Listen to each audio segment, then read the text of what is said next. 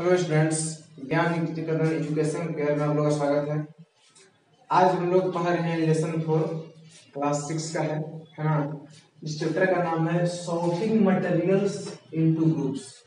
मतलब बहुत सारे मटेरियल्स का सॉर्टिंग करना। सॉर्टिंग समझिएगा क्या होता है। जैसे आपको हम बहुत तरह का मटेरियल्स दे दें, जैसे कि दिए would, iron, oil, waters, nitrogen gas, hydrogen gas, packing कर देंगे है ना। सबको बोलेंगे कि सबको ग्रुपिंग कीजिए। तो आप देखिएगा कि कौन कौन सा मटेरियल्स एक जैसे है दिखने में, उसको एक तरफ कर दिए है ना। सबको डिवाइड कर देंगे उसके कुछ खास क्राइटेरिया के आधार पर, जिसको हम लोग बोलते हैं क्लासिफिकेशन। समझिए क्लासिफिकेशन क्या होता है।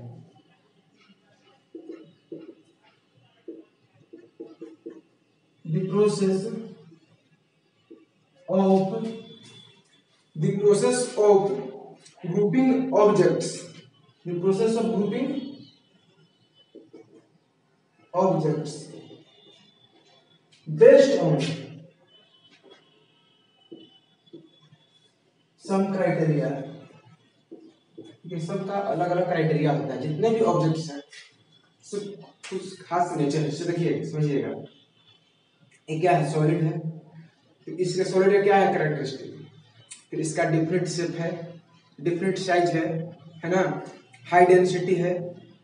अगर हम लिक्विड से तुलना करते हैं इसका, तो लिक्विड का क्या है? डिफरेंट साइज और डिफरेंट उसका नहीं होता है लिक्विड का। लेकिन वॉल्यूम क्या होता है? डिफरेंट होता है उसका, कि जिस कंटेनर में रखेंगे उस कंटेनर का स्ट्रक्चर का वह बनता है ना। तो सबसे पहले जितने भी मैटर्स हैं, सबसे पहले समझेगा मैटर का डेफिनेशन क्या होता है। Anything which occupies a space and has mass are called matter। तो दुनिया में कोई भी चीज, ठीक है ना, जिसमें क्या होगा, कोई जगह छकता है, स्पेस को ऑक्युपाई करता है, और उसमें क्या है? मास है। कहीं नहीं देखिएगा लिखा हुआ है ऑफर असिस्टेंस, मतलब जो रुकावट डालता है उसको हम क्या बोलते हैं? मैटर्स। जैसे एग्जांपल समझिएगा इसका।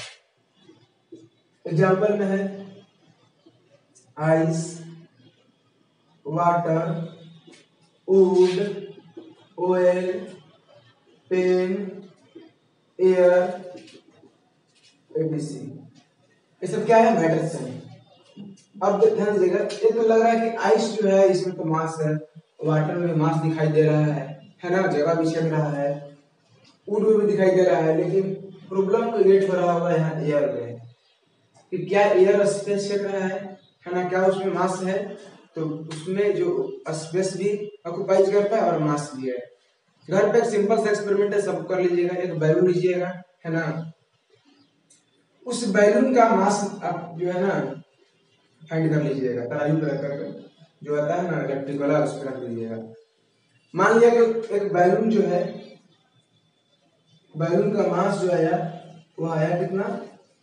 10 ग्राम ले लीजिए, 10 ग्राम।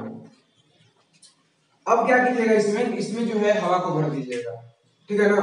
और हवा भरने के बाद क्या कीजिएगा, इसको तो फिर से उसका मास को फाइंड कीजिएगा। तो आपका फिर से जब एयर भरने के बाद मास जो है क्या हो जाएगा? 12 ग्राम। मास इंक्रीज कर जाएगा, जितना भी करे इंक्रीजमेंट होगा उसको मास में।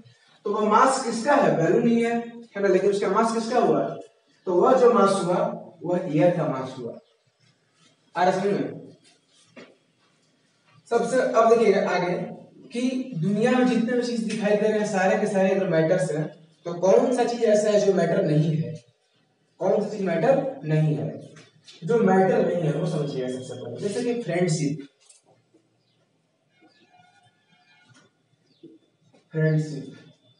लव,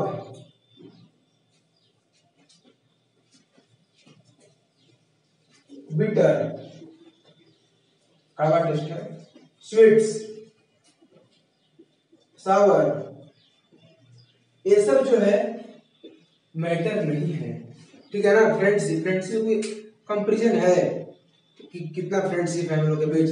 इसका किसी भी तरह का कोई मास ही नहीं है ना, एयर रेसिस्टेंस करता है, ऊपर रेसिस्टेंस भी नहीं करता है, जगह नहीं छकता है ना, इसलिए मैटर नहीं है। लव है ना, we love my fathers mothers है ना, इसका कोई गति नहीं। तो पूछता है कि इस अब बताइए कि इसको जो है सो कोई कंपेरिजन कर सकता है कि हाँ सर इसका इतना मास है ना, ये ऊपर रेसिस्टेंस करता है, नहीं कर सकता है। बिटर टेस्ट, कड़वा टेस्ट लगा, कड़वाहट का कोई कंपेरिजन है कि ये जो है ये मास को इसका इतना है, किसी तरह का कोई कंपेरिजन नहीं है। इसीलिए सबको हम लोग क्या करते हैं कि मैटर सब नहीं है, ठीक है ना। अब नेक्स्ट समझिएगा कि मैटर का क्लासिफिकेशन कैसे किया गया है। मैटर जो है उसका क्लासिफिकेशन कैसे किया गया है। मैटर को क्लासिफाई हम लोग 3 भाग में करते हैं, सॉलिड, लिक्विड और गैस। मैटर जो है वह है सॉलिड, लिक्विड और नेक्स्ट क्या है गैस। समझना है सॉलिड, सॉलिड का एग्जांपल समझिएगा पहले। सॉलिड का एग्जांपल में क्या है आइस, ठीक है। उसके बाद वुड, बुक, पेन, एटीसी, ये सब क्या है सॉलिड्स का एग्जांपल है। लिक्विड्स में क्या आएगा water, oil, alcohol, etc. Gas में water vapour, nitrogen, oxygen, helium, etc, ये सब क्या है gas.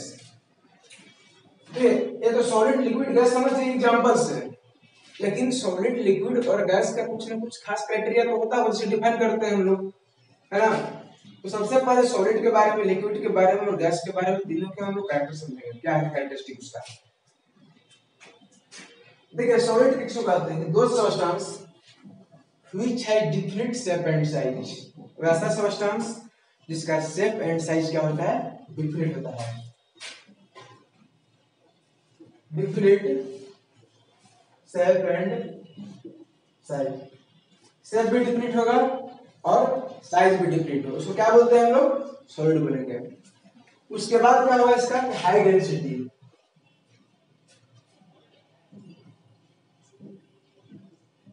Density mass per unit volume क्या होगा इसका हाई होगा। It can not flow, it does not, ये फ्लो नहीं करता है। देखिए सॉलिड जो होता है वो क्या होता है, उसको जो है साइज डिफरेंट होता है, डेंसिटी क्या होगा उसका काफी हाई होगा, उसके बाद वो फ्लो नहीं करता है, ठीक है। लिक्विड के बारे में बात करते हैं तो दो substance which have not different shape and size but different volumes. देखिए इसका जो है वॉल्यूम में डिफरेंट होगा, डिफरेंट वॉल्यूम, वॉल्यूम क्या होगा डिफरेंट होगा। लेकिन इसके बारे में बात करते हैं नॉट डिफरेंट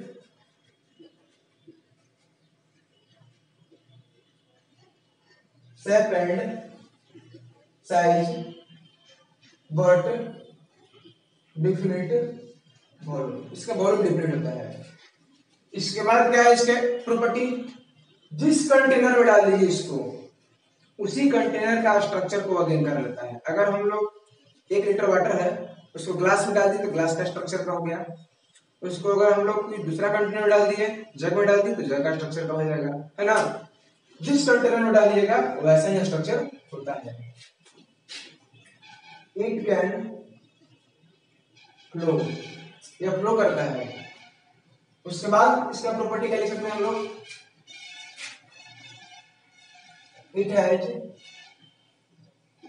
डिफरेंट वॉल्यूम, इसका वॉल्यूम क्या होता है डिफरेंट होता है।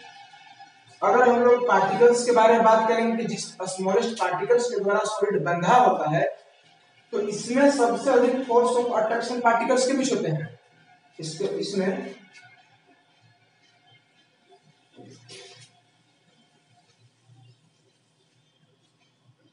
The particles of solid vibrate on their position।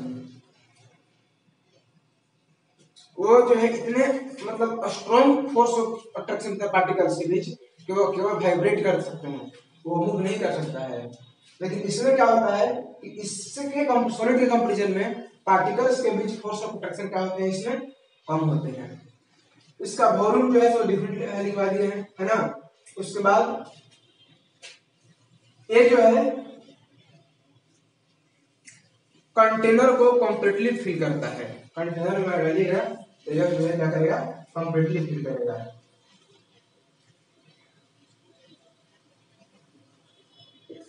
Container completely, ये जो है कंटेनर को कंप्लीटली फिलअप करता है। अब समझिए गैस के बारे में। गैस क्या होता है, इसका ना डिफरेंट शेप होता है, ना डिफरेंट साइज होता है, ना डिफरेंट वॉल्यूम होता है, ठीक है ना। It has no definite shape, size and volume. इसमें डेंसिटी के बारे में हम लोग समझ सकते हैं। डेंसिटी जो होता है, इट हैज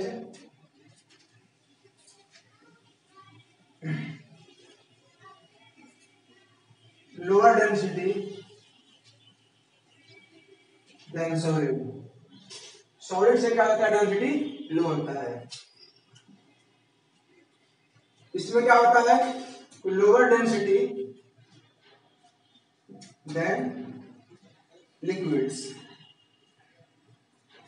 डेंसिटी सबसे कम है गैस का, समझे। इसमें अगर बात करते हैं कि यह जो है गैस में जो पार्टिकल्स होते हैं, गैस के पार्टिकल्स के बीच कुछ स्पेस समझिएगा, काफी डिस्टेंस होता है। मतलब कि सबसे लोअर फोर्स होता है पार्टिकल्स के बीच, किसमें, गैस में। सबसे हाईएस्ट सॉलिड में, उससे लोअर लिक्विड में, और सबसे कम गैस में। नो डिफरेंट वॉल्यूम, तो ऊपर लिख चुके हैं हम लोग, ठीक है। वॉल्यूम डिफरेंट नहीं होता है। उसके बाद फिल्स द कंटेनर कंप्लीटली। ये क्या करेगा, कंटेनर्स को फिलअप कंप्लीटली करेगा। उसके बाद समझिएगा कि पार्टिकल्स के बीच जो इसमें मोशन होते हैं, काफी मोशन होता है पार्टिकल्स के बीच। कैसे समझ सकते हैं, समझिएगा इसके एग्जांपल से। एक हम लोग क्या करते हैं कि स्प्रे जो है आप एक रूम के कॉर्नर में छिड़किएगा स्प्रे, ठीक है ना। आप देखिए कि पूरी तरह से क्लोज कर दीजिए, ताकि एयर जो है थोड़ा भी अंदर से बाहर फ्लो नहीं कर सके। फैन सब ऑफ होना चाहिए, पूरी कंप्लीटली पैक हो। आप देखिए खुद ही से है जो पूरी तरह से पैक रूम है ना। एक कॉर्नर में अगरबत्ती भी जला सकते हैं, तो स्मेल उसके पूरे में फैल गया। जब हम एयर को फ्लो नहीं किए तो आखिर स्मेल कैसे फैल गया। वहां पर क्या होता है कि पार्टिकल्स जो होते हैं एयर का, उसमें कंटिन्यूअसली मोशन होता रहता है ना। जिसके कारण जो है वो पार्टिकल्स, एयर के पार्टिकल्स जो है वो स्मेल को पूरे रूम में फैला देते हैं। लिक्विड में होता है, लेकिन लिक्विड में इससे थोड़ा कम पार्टिकल्स के बीच मोशन होता है, इसके कारण ये थोड़ा स्लो प्रोसेस होता है। समझिएगा, एक ले लीजिए बकेट। बकेट में हम लोग क्या करते हैं, वाटर को फिलअप करते हैं। उसके बाद उसमें थोड़ा सा कलर डालते हैं, है ना। और एकदम धीमे से कलर को डालिए, ऐसे करिएगा जैसे मतलब वाटर उसमें थोड़ा भी हिले नहीं तो फिर क्या होगा कि फिर आपस में मिक्स कर जाएगा, समझे। कुछ समय तक छोड़ दीजिए, क्योंकि खुद ही जो है पूरे कंटेनर जो है कलरफुल हो जाएगा, ठीक है ना। तो इसीलिए क्या कह सकते हैं हम लोग उसको कि लिक्विड के पार्टिकल्स के बीच फोर्स आपस में जो है मोशन होता है। अगर मोशन नहीं होता तो कैसे पूरा फिलअप कर देगा। सॉलिड में एकदम लोअर, मतलब कि और वाइब्रेट करते हैं। तो आप थोड़ा अगर आप वाइब्रेट करते हैं तो हम लोग इतना सारा कुछ इसको मिला दे रहे हैं, बहुत सारे पेन कॉपी कलम को मिला दिया तो आपस में मिला क्यों नहीं सर, है ना। इसमें बहुत लंबा प्रोसेस होता है। इसे एग्जांपल समझिएगा इसको कैसे होता है। आप क्या कीजिएगा कि बोर्ड पे लिख दीजिएगा, ठीक है, ब्लैक बोर्ड पे। और लिखने के बाद करीब 10 दिन तक 20 दिन तक अबाउट 1 मंथ तक छोड़ दीजिएगा उसको, ठीक है। उसके बाद उसको क्लीन कीजिएगा। जब क्लीन कीजिएगा तो वो पूरी तरह से क्लीन नहीं होगा, है ना। इसका मतलब है कि पार्टिकल्स दोनों आपस में वाइब्रेट कर करके, ठीक है ना, कंबाइन कर गए, इसलिए तो पूरा कंप्लीटली जो है रिमूव नहीं हो पा रहा है। यानी इसका मतलब है कि उसमें भी पार्टिकल्स का भी वाइब्रेशन होता है ना, वाइब्रेट पार्टिकल्स करते हैं। तो हम लोग को इसमें इतना ही पढ़ना था, ठीक है ना। उसके बाद नेक्स्ट क्लास में हम लोग पढ़ेंगे नेक्स्ट चैप्टर। धन्यवाद।